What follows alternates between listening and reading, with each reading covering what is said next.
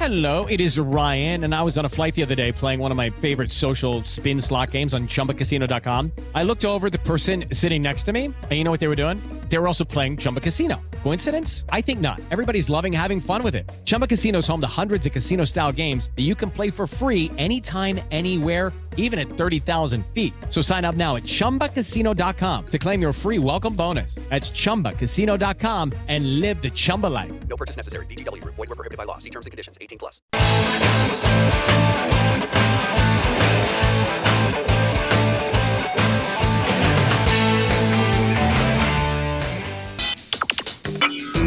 You are about to listen to the Dr. Daliah Show. Sassy, stimulating medical talk radio. Any medical advice Dr. Daliah Wax gives on her show should not be substituted for an actual visit to your medical provider. And now, here's Dr. Daliah.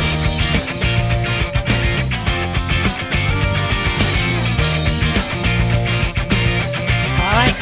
We are back on the Dr. Daliah Show. 1-877-Dr. Daliah, 1-877-DOCDALI. So to fire somebody or not to fire somebody, that is the question. And so now the headlines are surrounding with this whole Signal chat issue that Mike Waltz, head of national security, or Pete Hegseth, defense secretary, is supposed to take the fall. People are calling for the resignation because of this group text wherein a reporter from The Atlantic, Jeffrey Goldberg, was accidentally added on. Didn't say anything like he should have. Day one going, guys, I'm here, but didn't, yeah. And then later published everything. He at least waited until the attack happened. They were discussions of the attacks on the Houthis, and he brought it up later. But, he's making a big name for himself, or a bigger name for himself. And now people are saying, well, somebody should get fired. So let's talk about that. When should somebody get fired for messing up? Now, I have been not only an employee, but I have been an employer. And firing somebody as an employer of, let's say, my medical clinic was a difficult decision to make. It was an easy decision if I thought they were putting my patients at risk because of lack of work ethic, because of fraud, because of not caring about the details. So, for example, there was somebody who we fired because she was always asking me to order controlled substances, going, do you want me to do the ordering? You really need to have Valium here. And then she stole the Valium out of the stat kit. Okay, well, you're not going to work here. You're stealing. Another person pretended to be Dr. Daliah, stole the flu shots, stole syringes. And I don't think she stole an adequate amount of syringes and pretended to be me in another part of the city giving out flu shots and charging for them. Now, the police had arrested her before I even got wind of it, but fired. We had one staff person who said she was on top of all the referrals and was doing the referral log. And I go, you sure? Let me look at it. Let me help you, whatever. No, I got it. I don't need it. And then I found out she wasn't doing it. Now, fortunately for me, I had a backup to make sure that, people were getting their mammograms and things like that. But you lied. That puts people at risk. Fired. Yet I had one person who made a mistake innocently.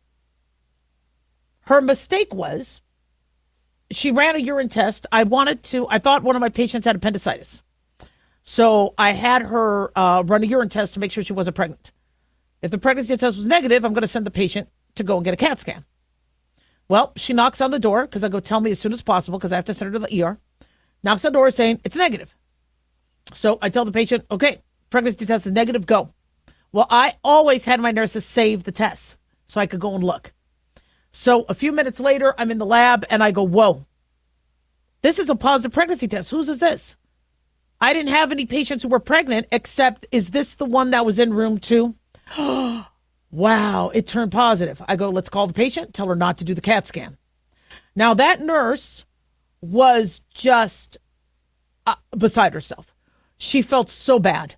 She was like, oh my gosh, I am just so, I can't believe this happened. And I go, look, you need to pay attention to detail. That's why I tell you guys not to throw out the tests. So I could always look at it, a few minutes later. You did good. The system worked, right? Because we had that backup. I have your back, but you need to understand that there's a time that you need to wait. You can't just read it super fast. I know you were worried about her, but there was no pressure for you to read it too quickly. And she was good. And I didn't fire her. So, let's say Mike Waltz is the one responsible because he's the one that added. Okay, there is a 99.999% chance that he is never making that mistake again. I mean, that was a big screw up. And so is he really putting people at harm? Does he have a lack of work ethic? Well, if this isn't the first time, if he has multiple times done things where he is just not paying attention, CCing, BCCing, talking on his phone, what it should be, then, okay, well, now there's a pattern. This is somebody who's not going to rehabilitate. But if this was a mistake and a simple accidental click, I don't think he's ever going to do it again. So it really depends on the same thing with Pete Hegseth. Pete Hegseth, yes, if his job is to review what the National Security Advisor does and review that then he didn't do his job. Does that mean he has to get fired? Was this just a one-off? I mean, yeah, this is a screw up. But how many of us have group chats, and you see all the little circles, and there might be 12 of them or whatever, or it even says plus 20. And do you really look at all of them? I can't tell you how many group texts I'm on. I get added to. I don't double check to see who is on them. I don't talk about anything classified or patient-based, but, I'm like, well, obviously you want them there for a reason. So now I am sure that everybody who is ever using any of these groups is making sure. This is something that I think, the whole world got a lesson on. Where these are things that happen. It's a pitfall with tech. It is a pitfall. How many times have I actually texted? I have friends where they have the exact same name, father and son. And so I accidentally text the wrong thing to the wrong person. Doesn't, because I know both of them. No. Okay. Not say, my bad. I talked to you about sports. This was supposed to go to the other one. It happens. So I think what we need to do is when we are deciding when to can somebody or when to allow somebody to keep their job, you got to look at the patterns. You got to look at who got hurt. Now, look at the Afghanistan pullout. Will Kane brought this up on his show. Did anybody get fired for the Afghanistan withdrawal and people being killed? That was a cluster.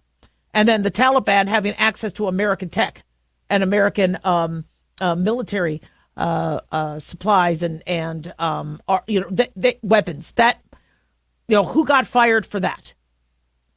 So, this, I don't think this media story is going to go away because it is a mess up. And I'm sure people like to seize on that. As I said before, the Trump administration should be like, look, hey, we messed up. We're going to make sure this never happens again. We're going to investigate and are bad. It was a screw up. 1-877 Doc Daliah, don't go away.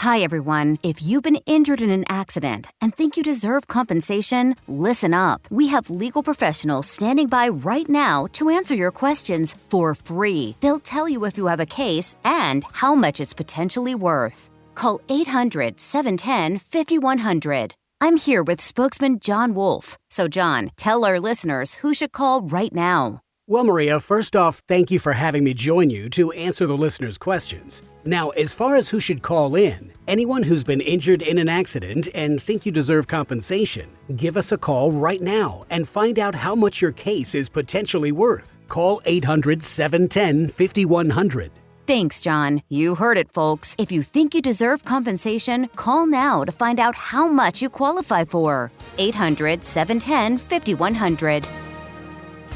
Advertisement sponsored by Legal Help Center. May not be available in all states. At Hot Shot Secret, we share the science behind common diesel problems and their solutions. For example, Hot Shot Secret Stiction Eliminator. Stiction, that sticky friction, undermines the performance of diesel engines. Third-party ASTM testing verifies that Stiction Eliminator removes 2 times as much stiction than any alternative on the retail shelf. Stiction Eliminator is formulated to be left in the engine oil. It works as you drive. Available at truck stops, Tractor Supply, O'Reilly's Auto Parts, and online at HotShotSecret.com. Hot Shot Secret. Powered by by science. In a study, it was found that 33% of 44 herbal supplements had no trace of the advertised herb. Now, don't let that happen to you. Hi, this is Dr. Mitch. If you want to ensure quality, please go to totalwellness.com. Supplements made for physicians only now available to you too. totalwellness.com, helping you to look good, feel good, and enjoy total wellness. It is Ryan Seacrest here. There was a recent social media trend which consisted of flying on a plane with no music, no movies, no entertainment. But a better trend would be going to ChumbaCasino.com. It's like having a mini social casino in your pocket. Chumba Casino has over 100 online casino-style games, all absolutely free. It's the most fun you can have online and on a plane. So grab your free welcome bonus now at ChumbaCasino.com. Sponsored by Chumba Casino. No purchase necessary. VGW Group. Void where prohibited by law. 21 plus. Terms and conditions apply.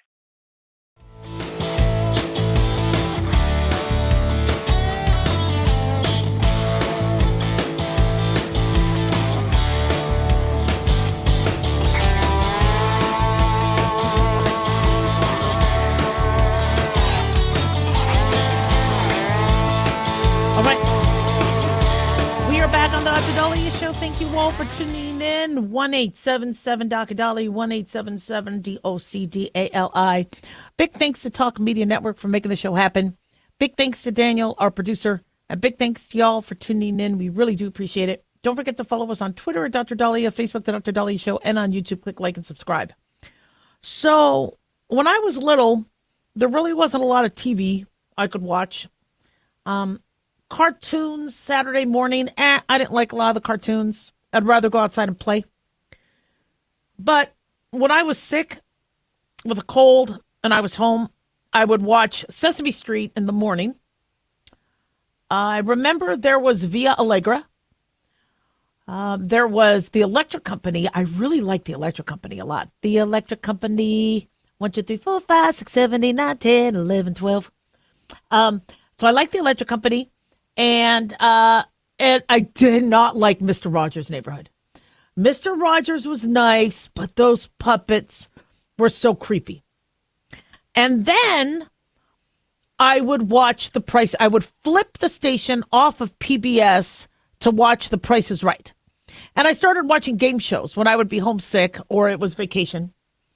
And I liked weekday TV. I just didn't like, being home. I'd rather be in school. But that's what you would do, or during the summer. And so I watched PBS.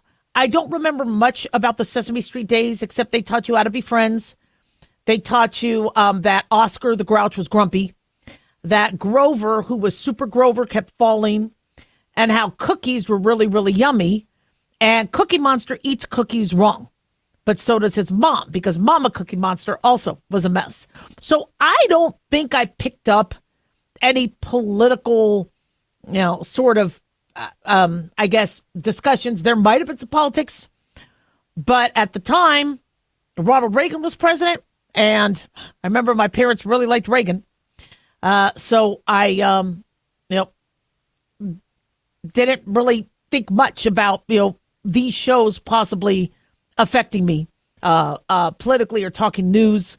The Electric Company would put consonants together like buh, at, bat. And they would teach you how to read and all that. And then when I was too old for it, I stopped watching it, of course. But PBS has apparently taken a turn, such as NPR. And rather than it being just a public broadcasting system or, wait a second, National Public Radio, is that what NPR stands for? It has become kind of a hotbed of politicizing, left-wing bias, and there has been calls to defund it. Now, I didn't really pay too much attention until I had some students over at my house with their advisor. And the students were, kind of talking about some things that were relatively moderate. And the teacher, the professor said, no, guys, okay, you're reading and they weren't saying things that were Republican. It was pretty moderate, kind of, common sense type stuff. And he said, no, you guys need to be listening to NPR. So I'm like, I need to listen to NPR. And of course, many of the shows were liberal. And I was like, okay, wait a second here. This is, it's fine to have left-wing and right-wing media. I like media being more neutral and moderate, but I get that there's as stories come up, broadcasters and even me, I have certain opinions on things that may be right, may be left, but taxpayers are paying for these things. Well, then now it's okay. Whoa, wait a second.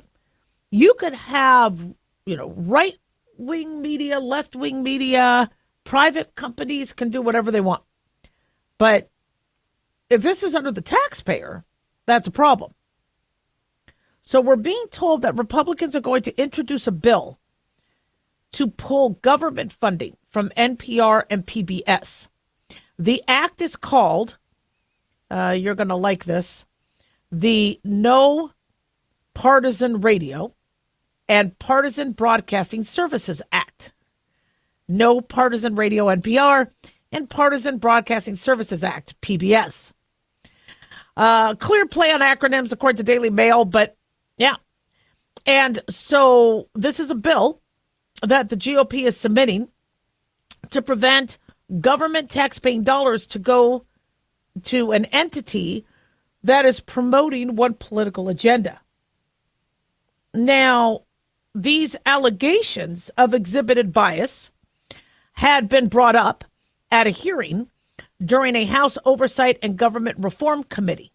Now, this was presided over by Marjorie Taylor Greene. And NPR CEO Catherine Mayer did admit that they did not give the Hunter Biden laptop story that surfaced at the end of the 2020 election the coverage it deserved. But also, it has been substantiated that there are 87 registered Democrats on their team, but not a single Republican. Now, she said NPR does not track such affiliations, but how do you not notice that? She did say this is concerning if true. Well, yeah, look, and here's the thing. Look, I don't mind. This is America. We should have Democrats, Republicans, ideas on all, sides of the spectrum, unless, of course, it's putting people at risk. It's bigoted, racist, anti-Semitic, calling for violence. That's why we have freedom of speech. But, we want to have all sorts of things, but don't have the taxpayers pay for it.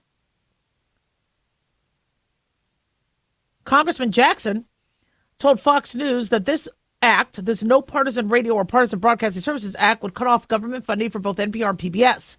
Now, how much funding do they get? I'm unsure. From what I understand, NPR does not necessarily get a lot of direct money, but because of the way laws are placed, they do enable to get millions upon millions, maybe if not more dollars of funding from entities that benefit from the government, and then they're able to thrive. And so, I know there's a lot of concern of what our kids have access to. PBS is not just about Sesame Street. There's Nova and other public broadcasting system does have other shows, but it's been stereotypically more for left-leaning viewers.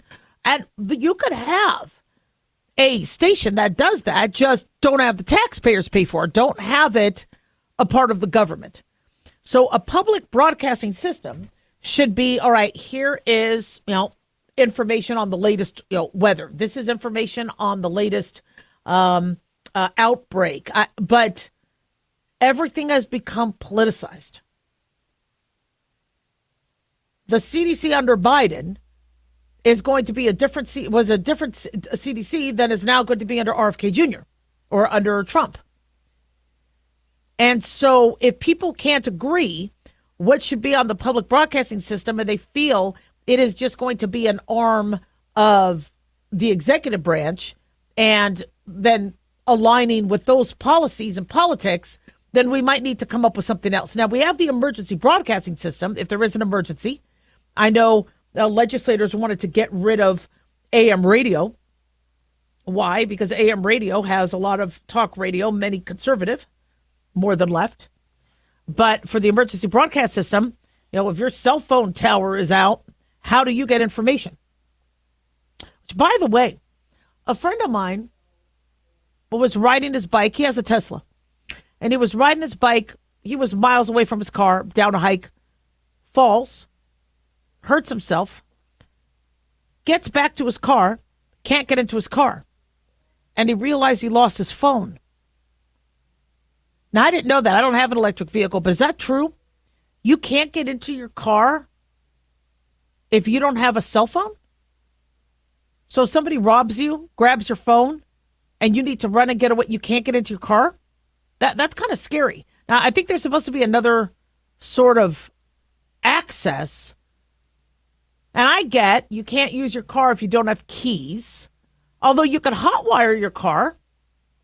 I don't think you do that with a Tesla. Well, I found that very concerning. But then the next question is if there is an emergency and your phone doesn't work, does your car not work?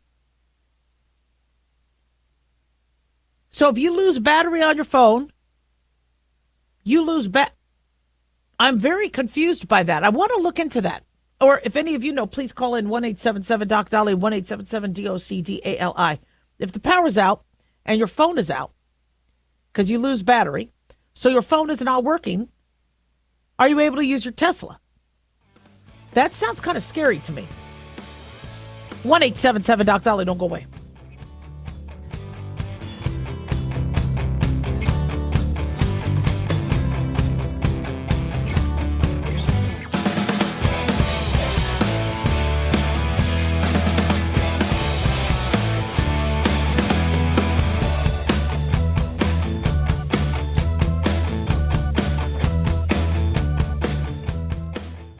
Daliah here. Are you tired, burned out, gaining weight, succumbing to the daily pressures of life? Well, how's your dopamine doing? How you feel right now, how you'll feel an hour from now, and how you'll feel next week is completely reliant on your dopamine. Our daily motivation and willingness to push through challenges depends on the intricate chemical process dopamine provides. Christian Kalikas and I created Deploying Dopamine, a book that tells you what dopamine is, when it dysfunctions, and how to successfully deploy it when needed. Find Deploying Dopamine on Amazon today. Check it out. Lisa Wolf here to tell you about our newest website for old-time radio lovers. It's 100radioshows.com. At this site, there are 5 old-time radio shows waiting for you to download free as our gift to you. And be sure to browse the additional 700 old-time radio shows available to you for 70% off by using the promo code RADIO at checkout. This is a limited-time offer, so log on to 100radioshows.com. That's 100radioshows.com.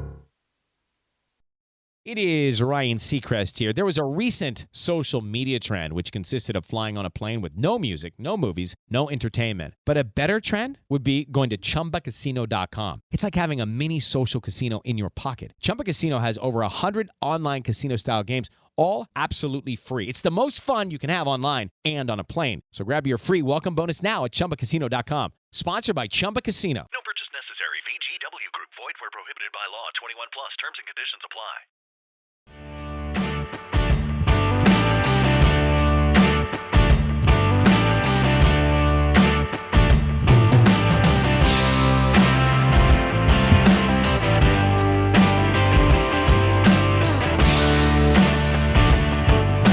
All right. We are back on the Dr. Daliah Show. Thank you all for tuning in. 1-877-DOC-DALI, 1-877-DOC-DALI.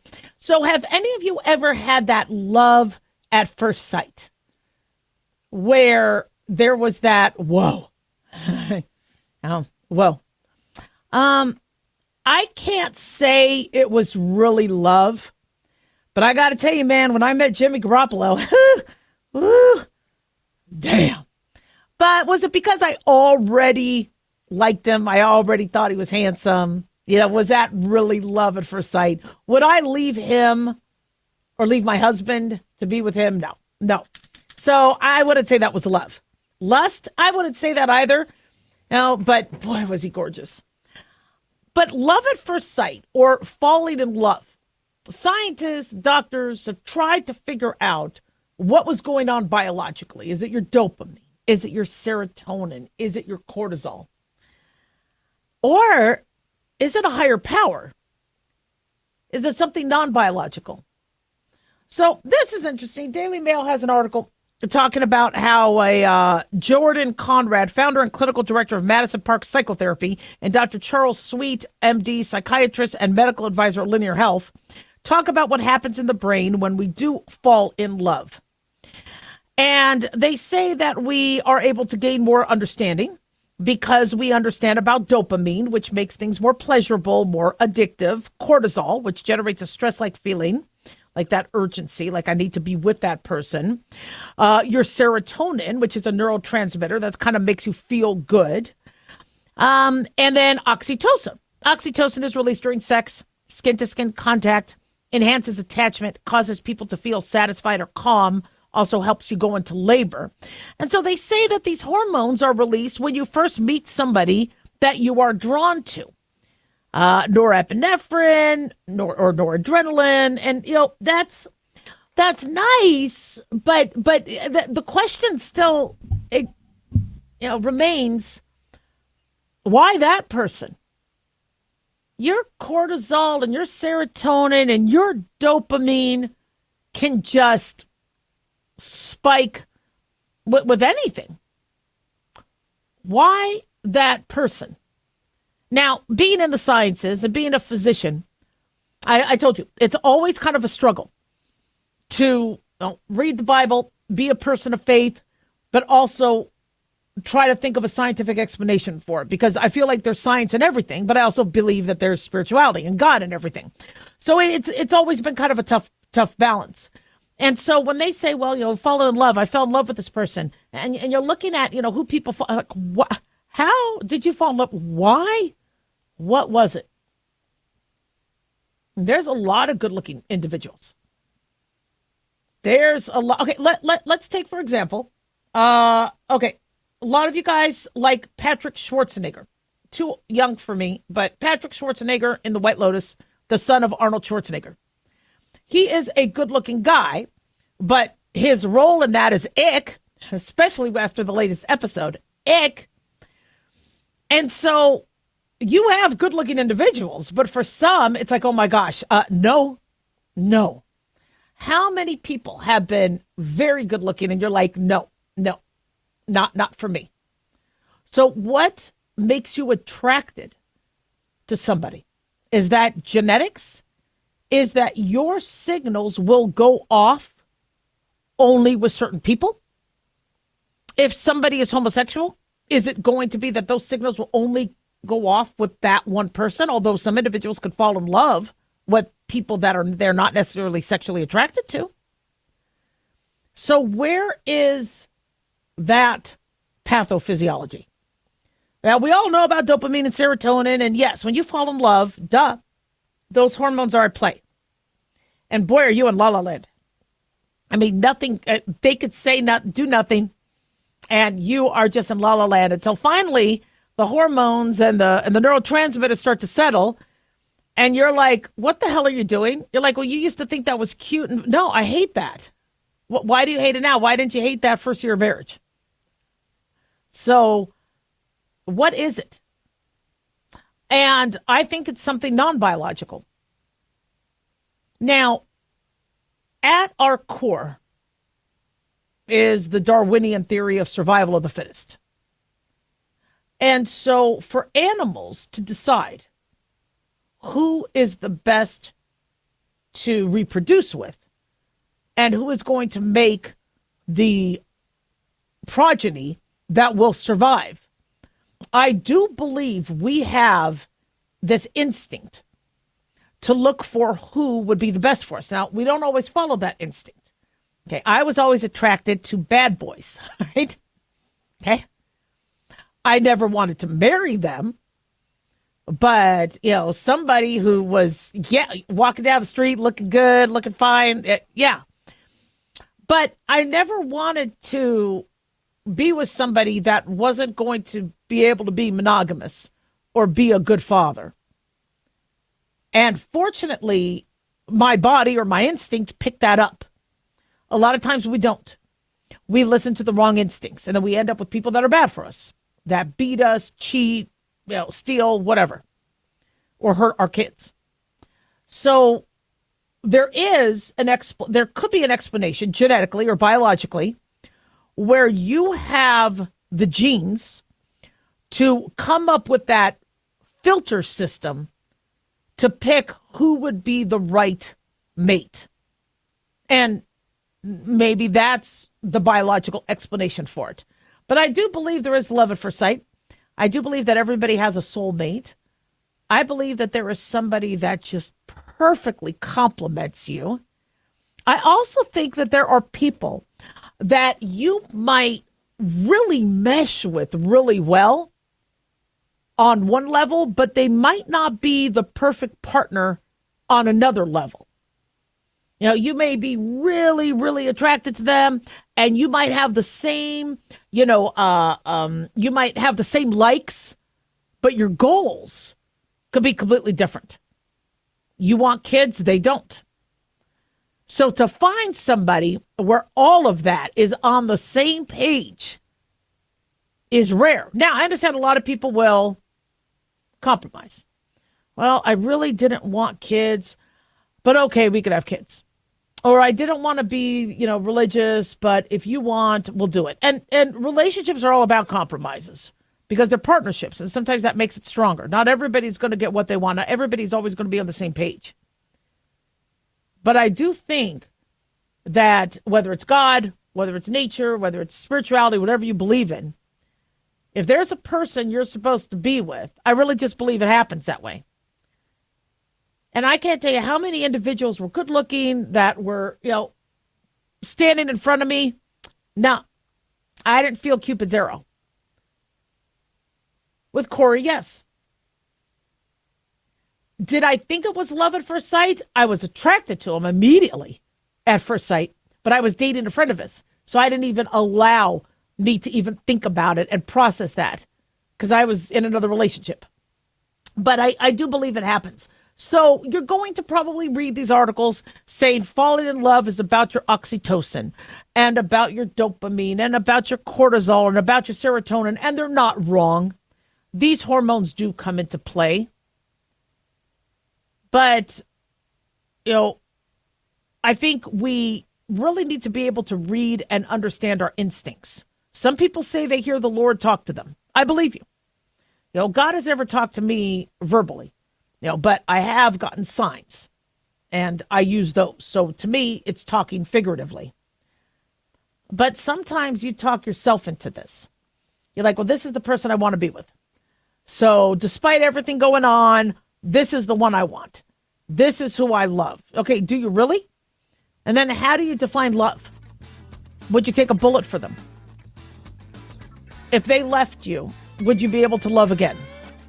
Well, 1-877 Dr. Daliah, don't go away.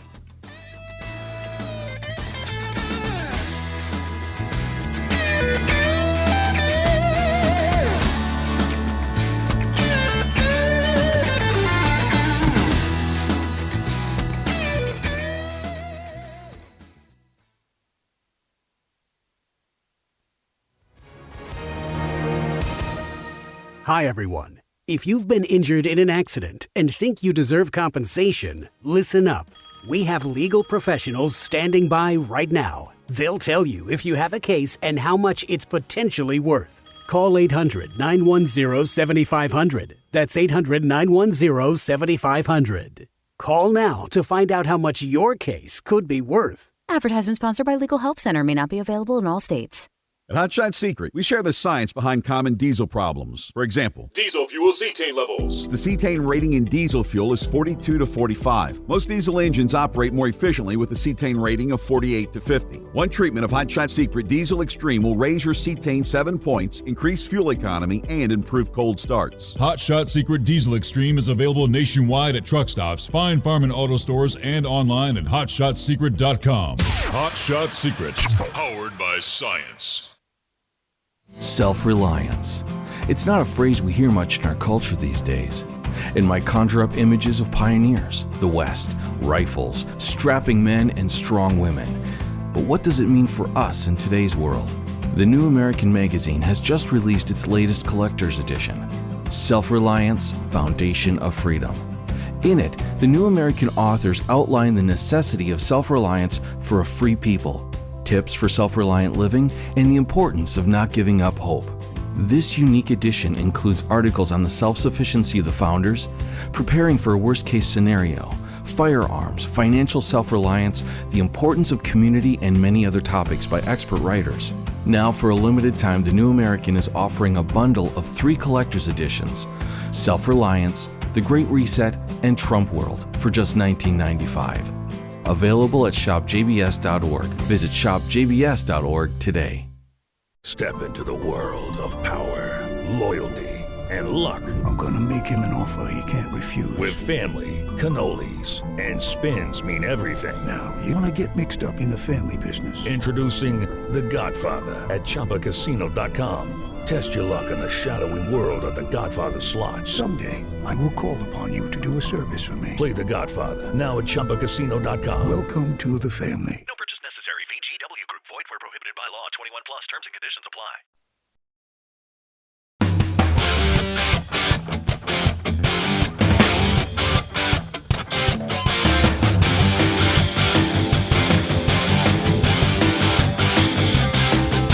All right.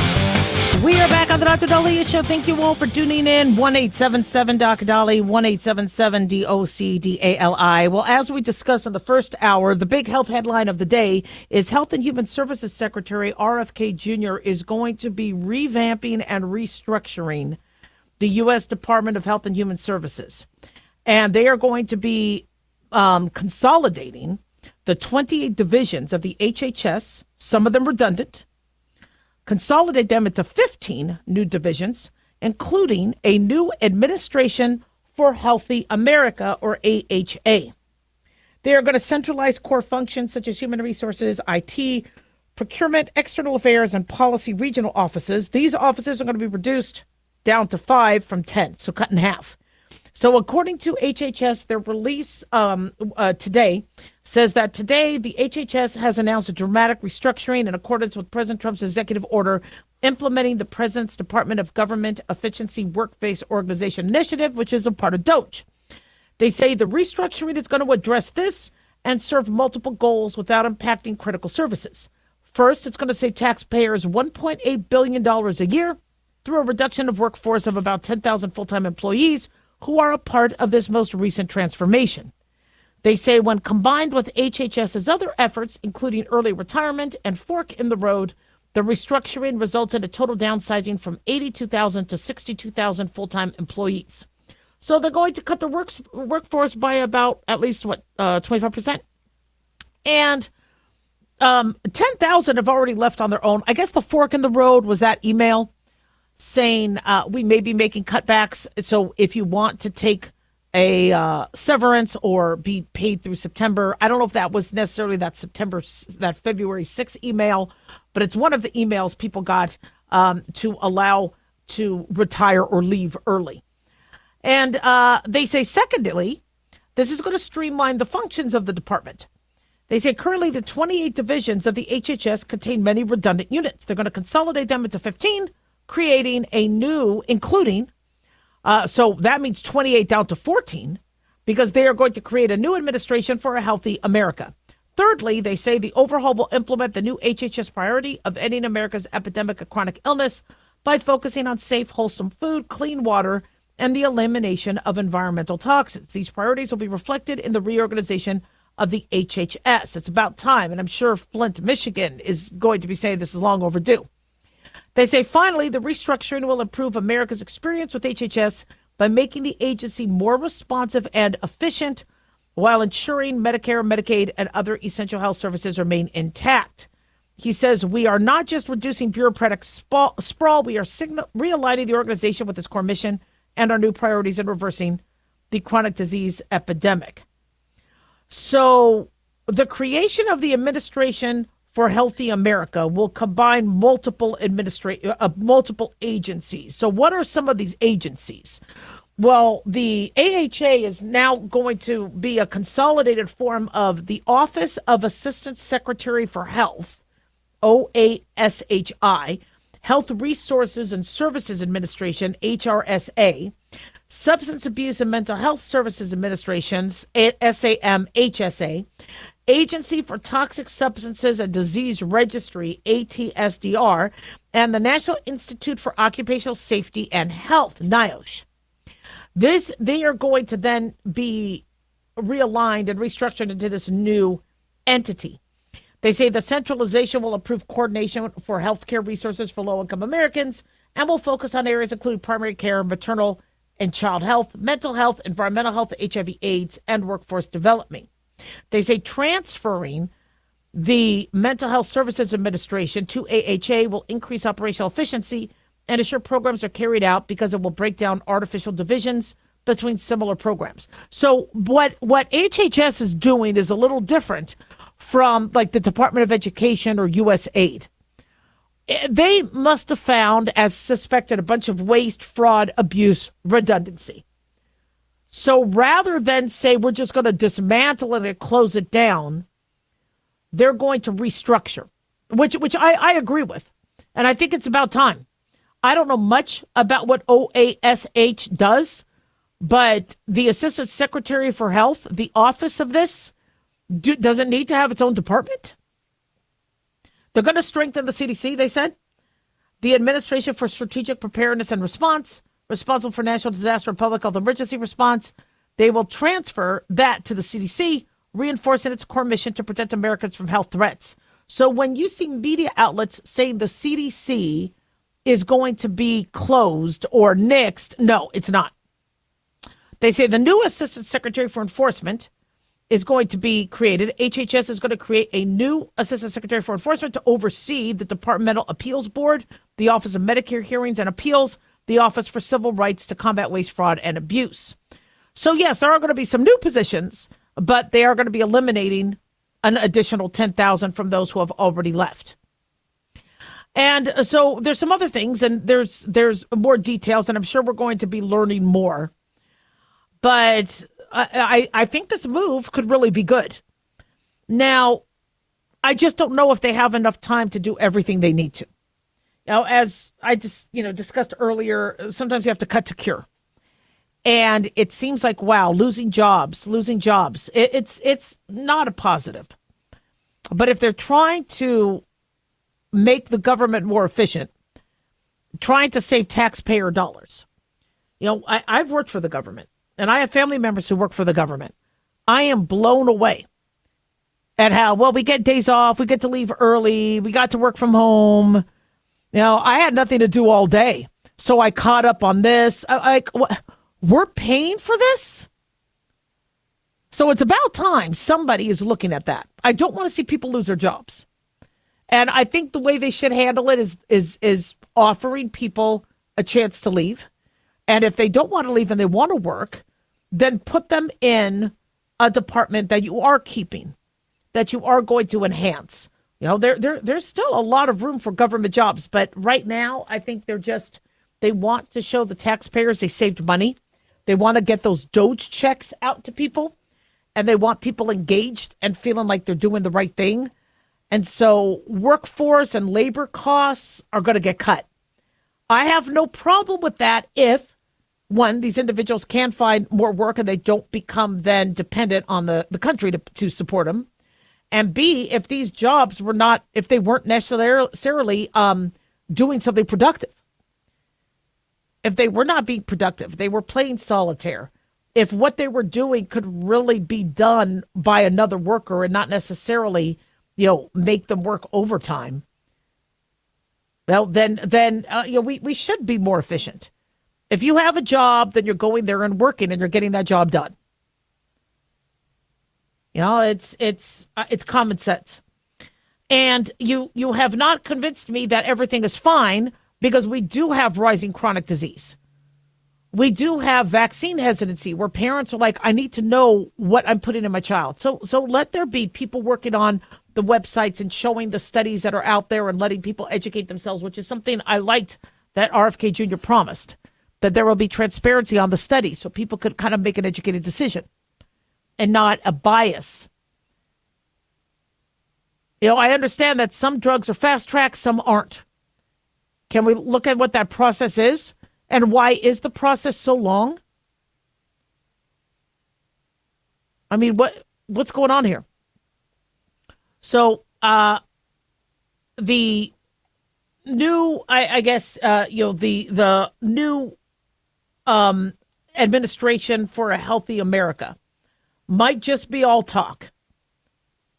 But if they are consolidating and they are going to make sure that the things that people are concerned about, like what they're eating and what they're drinking, is going to be, maybe that focus and just that change is enough to rejuvenate and do what needs to be done. 1-877-Doc-Daliah.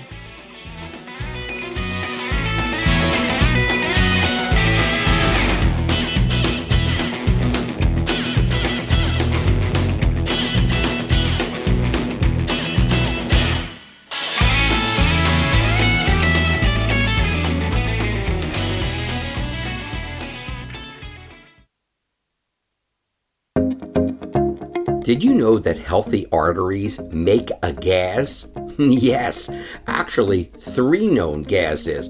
Hi, I'm Dr. Mitch, and nitric oxide is a gas that's readily made all day long to keep our arteries open by relaxing the blood vessel walls.